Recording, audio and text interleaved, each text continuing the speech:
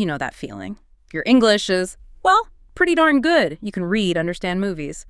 But then you're in a real conversation, maybe trying to make a point, and it feels like, I don't know, like your brain's a supercomputer, but it's hooked up to dial up. Ah, yes. That lag. Exactly. The ideas are right there, but getting them out smoothly feels, well, slow. That gap, that space between knowing the language and using it spontaneously, especially under pressure, that's really typical for C1 learners. You've built this amazing linguistic structure, right? Right. And now it's about turning it into a high-speed network for communication. Yes. So that's exactly what we're diving into today. We want to equip you, the advanced English learner listening right now, with tools. Tools to not just think in English, but to think fast and, importantly, speak smart.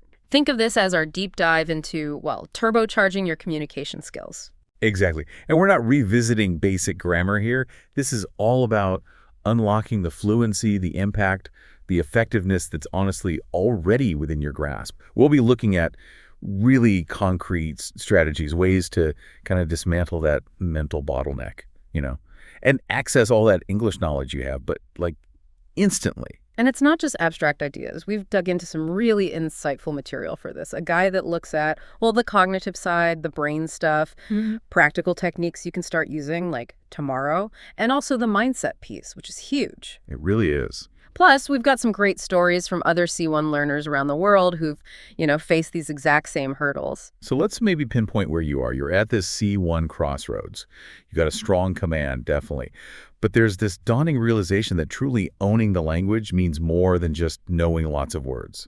Okay, so C1, it's not just about a bigger vocabulary list then. It feels like a totally different game. It really is. Think about it like this. At lower levels, B1, B2, you're mainly focused on getting the sentences right, grammatically speaking. But at C1, it shifts. It becomes about nuanced understanding and conveying those subtle shades of meaning. It's about flexibility, too. Flexibility. Yeah, adapting your language, effortlessly switching between, say, a formal business meeting and a casual chat with friends, and crucially, spontaneity. Responding naturally without that constant internal translation happening. Yeah, the mental translator, that little voice whispering translations in your ear, slowing everything down. Exactly. And at C1, it's also about strategic competence. Meaning? Knowing how to, navigate a conversation, how to get your point across, even if you blank on the perfect word. Maybe even how to subtly steer the discussion. Plus, you're dealing with cultural awareness, pragmatic stuff, the unwritten rules, the social context that shapes how English is actually used. So the bottleneck isn't usually the knowledge itself, but more about getting that knowledge out efficiently, accessing it. That's often the case. And think about the cognitive load. Your brain is juggling vocabulary, grammar, pronunciation, listening comprehension, social cues, all at once. All while trying to keep up with the conversation's flow. It's intense mental work, and that can create that feeling of your thoughts just racing ahead of your mouth. It's like all this brilliant English knowledge is stuck in a mental traffic jam. Rush hour in your head. That's a perfect analogy. And the way to ease that traffic jam is to build stronger, more automatic pathways in your brain for actually producing the language. It's about moving from consciously assembling sentences piece by painful piece to having them flow more. Well, almost instinctively. The goal is really cultivating mental agility, so English becomes a natural extension of your thoughts. Okay, so how do we break up this mental traffic jam? How do we get things flowing? What are the core areas to focus on? Right, this brings us nicely to what we can call the 4 essential pillars of agile communication for C1 learners. Think of them as interconnected areas. Strengthen one, and it helps the others. They all work together to help you think fast and speak smart. 4 pillars. Okay, I like that. Sounds like a solid foundation. Let's get into them. Okay, pillar number 1, rapid information processing. Or you could call it input agility. Put simply, it's your ability to quickly and accurately understand spoken English, even when it's fast, like native speakers. Yeah. And not just the literal words, but the implied meanings, the speaker's intention. That makes perfect sense. You can't respond smartly if you haven't quickly grasped what's being said in the first place. So how do we sharpen this input agility? Well, one really effective technique is adopting what we can call the detective approach to listening. Detective approach. Sounds intriguing. Instead of just passively hearing words wash over you, you actively engage. You listen with a purpose. Ask yourself, what's the main point here? What are the key details? What's the tone? What are they maybe not saying? The idea is active analysis, not just, passive reception. So digging deeper than just the surface words, really analyzing the message. Precisely. And a good exercise for this, listen to a short news clip, maybe 30 seconds. Then immediately try to summarize the main takeaway in one sentence. Or listen to a slightly longer bit and try to recall 3 specific details. It really trains your brain to process actively and retain info efficiently. That sounds like a great mental workout for listening focus. Okay, Yeah. what's another angle for boosting input agility? Another key strategy is becoming a signal spotter. Signal spotter. Yeah. In fast, natural speech, trying to catch every single word is, well, it's overwhelming, and it actually slows you down. Instead, train your ear to pick out the content words, the nouns, verbs, adjectives, adverbs, and the key phrases that carry most of the meaning. Those little function words, prepositions, articles, they're less critical for getting the main idea initially. The insight here, focus on the meaning-heavy stuff. So catch the big fish, even if some of the smaller ones swim by. Focus on the core message. Exactly. Try this. Watch a short video online, no subtitles. Just make a mental note of the most important content words you catch. Afterwards, try to piece together the gist using only those keywords. You'll likely surprise yourself how much you understood. Interesting, like training your brain to tune out the noise and lock on to the signal. But what about when we hit words we just don't know? That can totally throw you off track. Ah, yes. That's where you need to become an inference master. Okay. Instead of stopping dead when you hit an unfamiliar word, use the context around it. The other words, the speaker's tone, maybe their body language if you can see them, plus your own general knowledge. Use all that to make an educated guess about the meaning. As a C1 learner, your vocabulary is usually broad enough to make pretty good inferences. The core idea, context, is your superpower here. So don't let one tricky word derail the whole understanding train. Keep moving, use the clues. Exactly. You can practice this intentionally. When you're reading or listening, just skip over a word you don't know and try to explain the overall message anyway. Then you can always circle back and look it up later. Okay, so active listening, spotting signals, inferring meaning. What else helps build that input agility? Immersion, definitely. But specifically, exposure immersion. Meaning you need to regularly expose yourself to a wide variety of authentic English. Podcasts with different accents, definitely. Documentaries with more formal language. Unscripted conversations like vlogs or reality TV maybe. Audiobooks for sustained listening. The more diverse your input, the better your brain gets at handling different styles, different speeds. Variety builds adaptability. Variety really is crucial, isn't it? Stops you getting stuck in one style. Absolutely. And here's a little tip. Don't be afraid to play with the playback speed on things like podcasts or audiobooks. Yeah, starting maybe a touch slower, like 0.9x, can give your brain that extra split second to process. Then gradually increase it. Pushing it to 1.1x or 1.2x can be a great challenge to improve your real-time processing. That's a smart way to build up tolerance for faster speech. Okay, what about actively trying to? Well, copy what we hear. That brings us to the mimicry method, or shadowing, as it's often called. Right, I've heard of shadowing. You listen to a short clip of a native speaker, and you try to speak along with them simultaneously. You're aiming to imitate their rhythm, their intonation, stress patterns, pace, everything, as closely as you can. Initially, it's less about perfect pronunciation and more about training that connection. Ear, brain, mouth, getting them to work together faster. The idea is to embody the rhythm of the language. Shadowing always sounds a bit intimidating. How do you even start without feeling totally lost? Good question. Start small. Really small, like a 30-second clip, maybe 60 seconds max. Listen once or twice just to get the gist. Then play it again and try to speak along like you're their echo. Don't worry about perfection at first. Just focus on matching the flow, the musicality. Repeat it a few times. You might find your mouth starts catching up faster than you think. Okay, 30 seconds. That sounds manageable. And for this first pillar, input agility, what's the final key strategy? It's about processing what you hear actively through the rearticulator strategy. Rearticulator. Yeah. After you listen to something, a podcast segment, a short lecture bit, make a conscious effort to summarize it. Or paraphrase the key points using your own English words. This forces you beyond just passive understanding. You have to actively synthesize the information and re-express it. It strengthens comprehension and your production skills at the same time. The insight.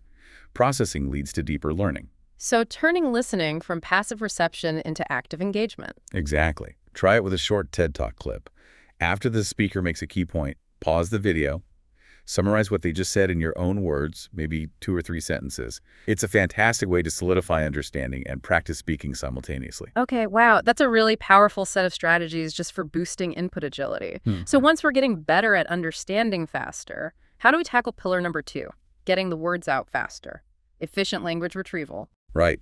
Pillar 2 is all about closing that gap, minimizing the delay between having a thought and actually uttering it fluently in English. It's about making all that great C1 vocabulary and grammar, readily accessible, like right there when you need it. The goal is speed and ease of access. Sounds like we need to grease the wheels of our internal English dictionary. How do we do that? Okay, one really effective way is building the ready-made toolkit. A toolkit? Yeah, basically a mental collection of prefabricated phrases, discourse markers, chunks of language that are useful for common conversational jobs.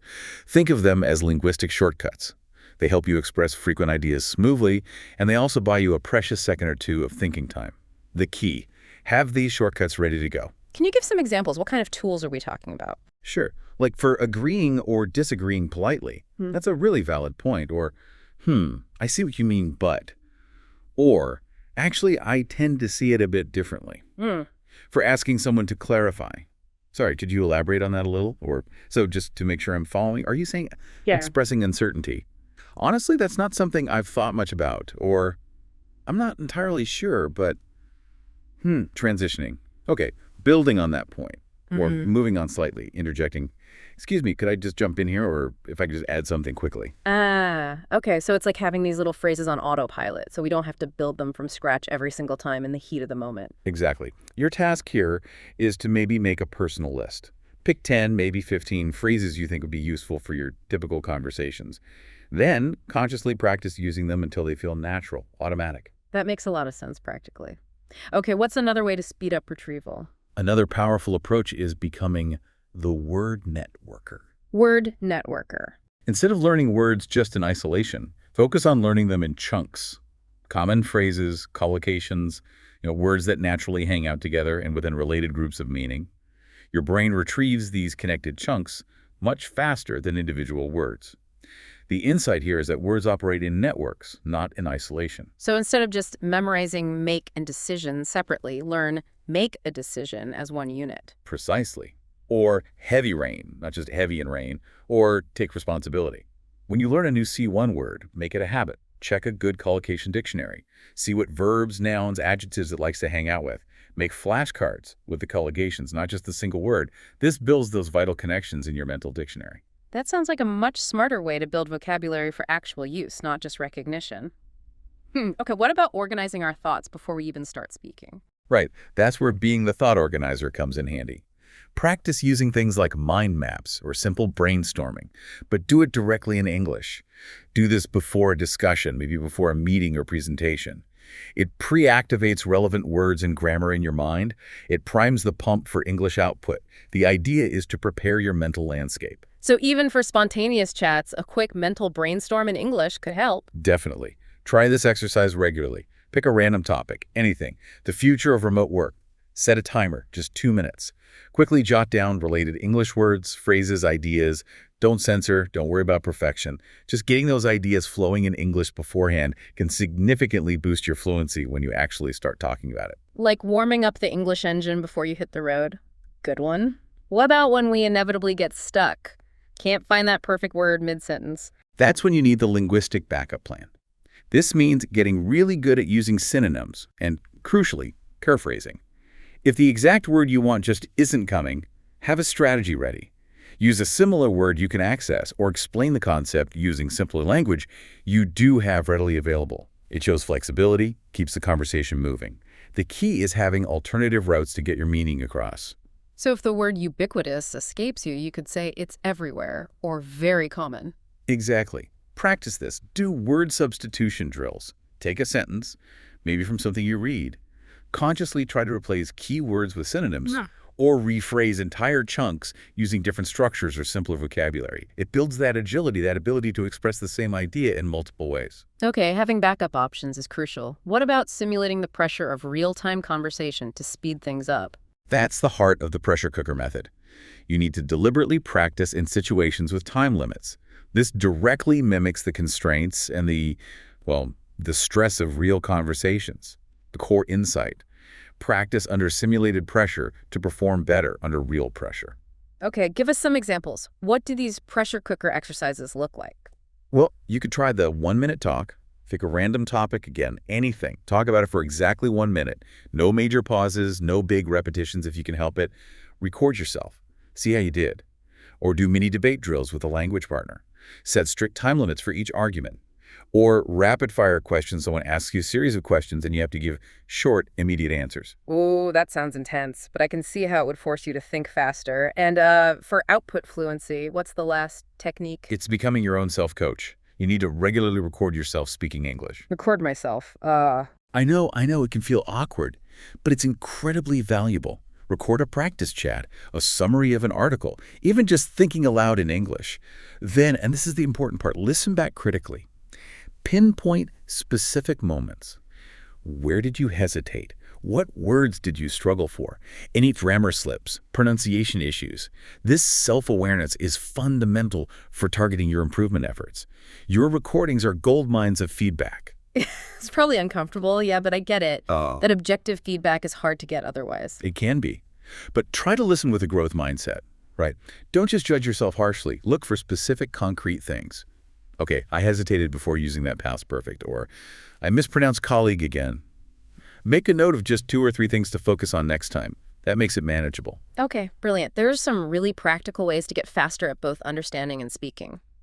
So that brings us to pillar 3, strategic communication. Because it's not just about speed and accuracy, is it? It's about how we communicate effectively. Exactly. Speaking smart is more than just having the words and grammar. It's using them strategically, achieving clarity, making an impact, being appropriate for the situation. The core idea: communicate with intention and awareness.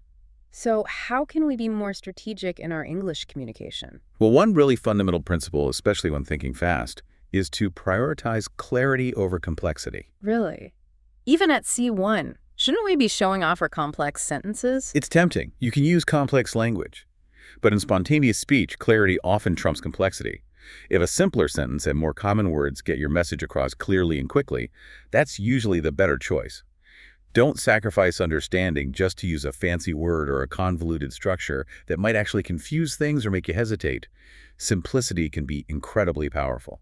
That's almost counterintuitive, isn't it? But yeah, making it easy for the listener probably makes us sound more competent in the end. It often does. Always ask yourself, what's the clearest way to say this right now? Good point. What about organizing our thoughts on the fly? That's tough when you're put on the spot. Absolutely. That's where having the mental blueprint comes in. Even for spontaneous talk, having a basic structure in mind helps. A simple framework for answering a question or explaining something. It stops you from rambling and makes sure your message is coherent, easy to follow. The key is having these simple mental frameworks ready. Can you give an example? What would a blueprint look like? Sure. For answering a question, maybe 1, directly address it. 2, state your main point or answer clearly. 3, give 1 or 2 brief examples or supporting details. 4, maybe briefly conclude or transition. Or for explaining something, define it briefly. Explain its purpose. Give an example. Practice mentally applying these simple structures when you answer open-ended questions. That sounds like a really useful way to stay focused and clear, even under pressure. What about guiding the listener? Making sure they follow our train of thought. That's where you need the conversational GPS, signposting language. Well, there's signposting, like road signs for your speech. Exactly. Words and phrases that signal where you're going. Firstly. Secondly, on the one hand. On the other hand, in contrast, to give you an example. So, to sum up, they make your speech much easier to navigate for the listener. The key is to consciously guide your listener. So things like firstly, or however, or in conclusion. Precisely those. Make a goal. Next English conversation, try to consciously weave in maybe 2 or 3 new signposting phrases. You'll probably notice it makes your message land more effectively. Okay, good tip. Now, what about those moments where you just need a second to think? How do you avoid that awkward dead silence? That's about mastering the thoughtful pause. It's not about eliminating pauses, but making them work for you. Learn to use natural fillers or techniques that buy you time without sounding like you're completely lost. The key insight: silence doesn't have to be awkward or empty. What are some good natural-sounding fillers? We don't want to overdo the ums and us. Right. Things like, well, let me think. that's a good question, can work if used sparingly. Don't let them become a verbal tick. But other techniques are great too. Briefly repeat or rephrase the question someone asks you. So you're asking about the impact on. That gives you a moment. Or acknowledge complexity. That's a complex issue. Or offer a quick disclaimer. Well, I'm not an expert in that specific area, but my general sense is practice these so they feel natural. So being strategic about buying time, not just freezing. Okay. What about our role when listening? How does that fit into strategic communication? Being the engaged listener is huge. Asking good questions, clarifying questions, follow-up questions, thoughtful questions does more than just show you're listening. It strategically gives you valuable processing time. While they're answering your question, you're digesting what they said and formulating your own next contribution. Listening is an active strategy. So asking questions isn't just for them, it's for us too. Clever. It really is. Make a point. Next chat, ask at least one clarifying question. Could you tell me a bit more about X? Or a follow-up. That's interesting. How did that lead to Y? It keeps the dialogue moving and gives you thinking space. Okay, makes sense. And what about how we sound, our voice?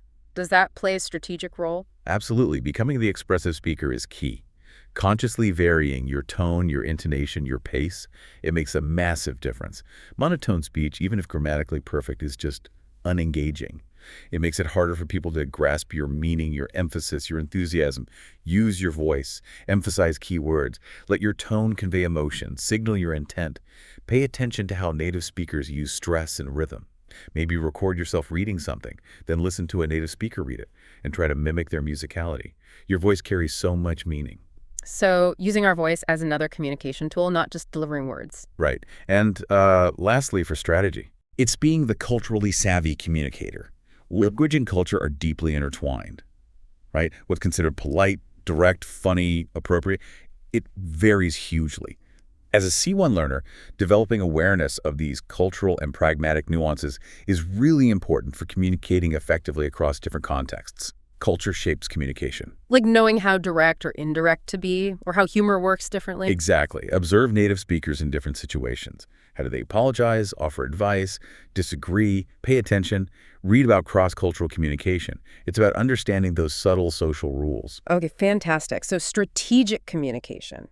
Being clear, organized, guiding the listener, using pauses well, listening actively, using our voice, and being culturally aware. Wow. That brings us to the fourth pillar. Confidence and self-correction. This feels like the bedrock, the mindset piece. It absolutely is. Believing in your ability to communicate and knowing how to learn from your experiences, that's fundamental. It's what allows you to actually use all those other skills effectively. Mindset fuels everything else. So how do we build this confident mindset? Where do we start? I think one of the biggest shifts is adopting the learner's mindset. Seriously.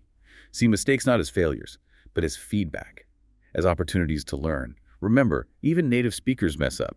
Stumble over words, make grammar slips. It happens. Embrace mistakes as a totally normal, necessary part of getting better.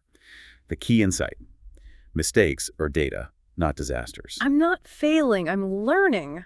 That's a powerful way to frame it. How can we put that into practice, though? Try keeping a mistake journal. Seriously. After a chat or practice, jot down maybe 1 or 2 specific errors you noticed. Oops, said advise instead of advice. Then, next time, consciously focus on getting that particular thing right. It makes improvement targeted, not just a vague feeling of, I make mistakes. Track and target your errors. Okay. Specific and actionable. I like that. What else helps build confidence? It's so important to celebrate small victories. Actively acknowledge your progress, however small it seems. Did you manage to explain a complex idea? Did you jump into a tricky discussion? Did you use a new phrase correctly? Pat yourself on the back. This positive reinforcement fuels motivation, builds confidence over time. Make it a habit. Reflect on things that went well in your English interactions. Acknowledge your progress. That's a great reminder. We often focus only on the gaps, not the gains. What about where we practice? Does the environment matter? Hugely. Find or create the safe space. Practice with supportive people, friends, language partners, tutors who give encouraging, constructive feedback. You need a low-pressure zone where you feel okay taking risks, making mistakes without feeling judged. Avoid people who are overly critical or impatient, especially when you're building confidence. Practice in supportive environments. Makes total sense. Feeling judged just makes you climb up. Now, what about those moments in a conversation where we just need a second to think? We talk about fillers, but what about just pausing? Yes. Remember the power of the strategic silence. A short pause to gather your thoughts is completely normal. It's natural in any language. Honestly, it's much better than rushing and saying something unclear or wrong. A pause can actually make you seem thoughtful, considered, not hesitant or lacking fluency. Pausing is a sign of thinking, not witness. Good reminder, don't feel pressure to fill every microsecond. Okay, what if we do make a mistake and we realize it right after we say it, mid-conversation? That's a golden opportunity. Practice being the in-the-moment editor. When you notice you slipped up, use the wrong word, wrong tense, gently correct yourself. Oh, sorry, or actually it should be. It shows you're aware, you care about accuracy, you're in control. Plus, it helps reinforce the correct form in your brain. Practice doing this during your speaking practice. Correct yourself in real time. So catch it, fix it, move on, show self-awareness.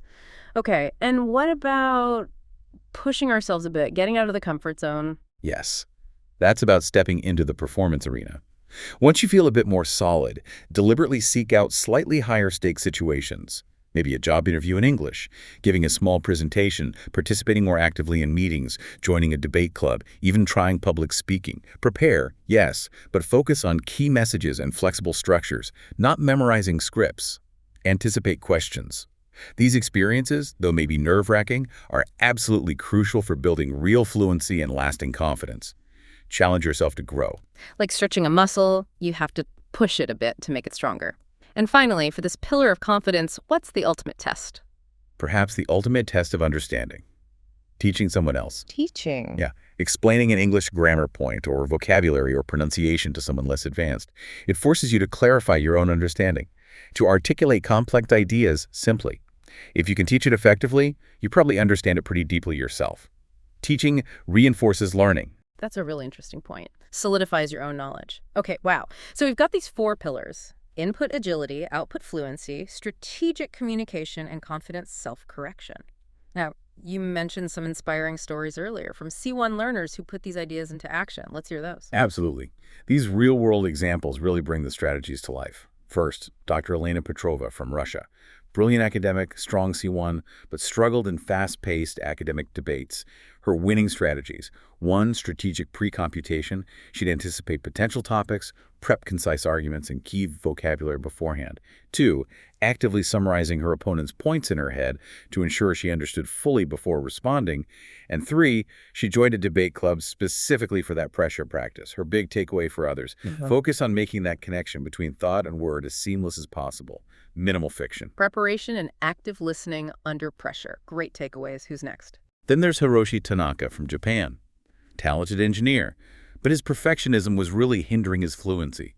He'd hesitate, worried about tiny errors, and often just miss the chance to speak. Oh, I think many listeners can relate to that. Right. His breakthrough came when he consciously shifted focus from flawless English to just effective communication, getting the core message across clearly, even with simpler language or minor slips. Paraphrasing became his best friend. His advice: prioritize practical communication over linguistic perfection in everyday situations. That's such a crucial mindset shift. Communication first, perfection second. Okay, who else? We have Sofia Mendes from Brazil. Marketing pro, excellent grammar, but felt her English was a bit dry, not engaging enough. Lacking that spark. Exactly. So she deliberately started weaving in more personal anecdotes, observational stories, more emotional vocabulary. She called them story seeds, little personal experiences to illustrate points. She focused on connecting with listeners on a feeling level. Her takeaway: communication isn't just words. It's about the feeling, the connection you create. I love that. Making English more human, more relatable, great insight. And the last story. Ahmed El Amin from Egypt often felt lost in fast group discussions with native speakers. Just couldn't find a way in. Yeah, those can be intimidating. His strategy was brilliant. He trained himself to spot the tiniest micro-pauses between speakers, those little gaps. He learned to use them. He'd prepare bridge sentences, short phrases, to link his idea smoothly to what was just said, building on that, or that reminds me of. He also got really good at asking clarifying questions, which both helped his understanding and bought him time to think. His advice: be smart about how and when you jump in. Be strategic, purposeful. Wow, spotting micropauses and using bridge sentences, that's ninja-level conversation skill. These stories are fantastic, really show these strategies in action. Okay, so for listeners who are really at that C1 level looking to sharpen their edge even further, what advanced tips can we offer? All right, this is about fine-tuning, getting into the real subtleties. One powerful thing is to deconstruct native speaker speech with real intent. Go beyond just understanding.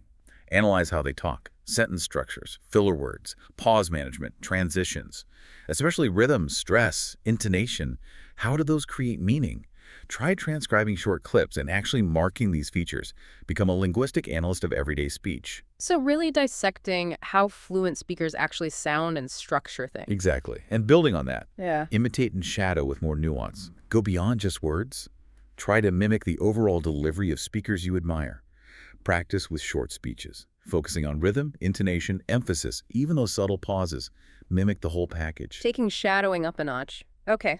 What else? Dive deeper into pragmatics and sociolinguistics. Learn the unspoken rules. When is interrupting? Okay, how do you give feedback politely? How does humor work? How direct should you be? Look for resources specifically on English pragmatics. Understanding these social rules is huge for advanced communication. Those unwritten rules can really make or break interactions, can't they? They really can. Also, focus on using phrasal verbs and idioms intelligently and naturally. You know lots by C1, but the key now is appropriate use. Don't force them in just to sound advanced. When you learn one, find multiple real examples of how it's used naturally in context. Use them with precision. Quality over quantity with idioms. Got it. Definitely.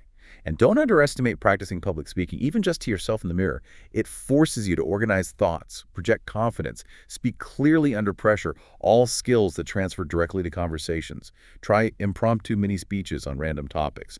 Public speaking builds overall communication muscle. Good one. Builds general fluency and confidence. What else? Actively engage in critical thinking in English. Analyze complex topics, form arguments, evaluate information, do it all using English. This strengthens those higher-level mental pathways needed for nuanced communication.